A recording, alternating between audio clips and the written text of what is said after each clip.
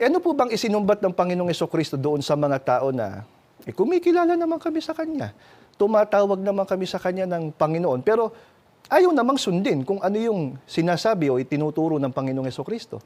Pakinggan po ninyo mga kaibigan yung napakatinding puna ng ating Panginoong Jesucristo.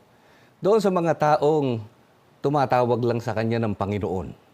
Pakinggan ninyo dito po sa Lucas sa 6 at 46. At bakit tinatawag ninyo ako, Panginoon, Panginoon, at di ninyo ginagawa ang mga bagay na aking sinasabi?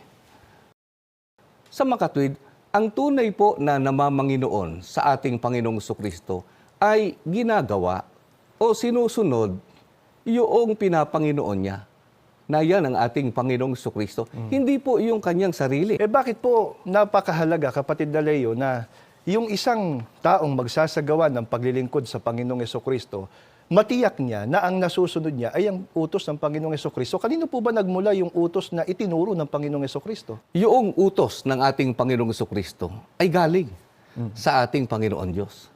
Paliwanag po sa pahayag ng ating Panginoong Jesucristo na ang utos na kanyang iniuutos o itinuturo ay pawag ng galing po sa ating Panginoon Diyos. Kaya